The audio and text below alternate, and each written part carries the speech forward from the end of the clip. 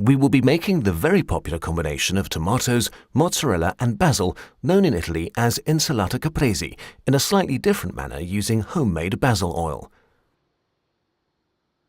You will need some especially succulent tomatoes, like for instance large ribbed bull's heart tomatoes, a good buffalo mozzarella, a bunch of sun-ripened basil, some olive oil, and a handful of pine nuts. First, you roast the pine nuts in a pan over medium heat. You don't need to use any oil here, as the pine nuts have enough fat as it is. The pine nuts will not burn if you shake the pan from time to time while roasting. As soon as the pine nuts are brown all around and smell nice and crispy, take them out of the pan and put them on a plate. They can cool here while you make the basil oil. Pluck the leaves off the washed and dried basil and place them in a high mixing bowl to puree. Pour in the olive oil and puree well.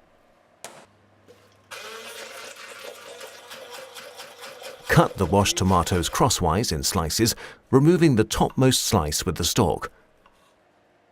Also cut the drained mozzarella in slices approximately the same thickness as the tomato slices.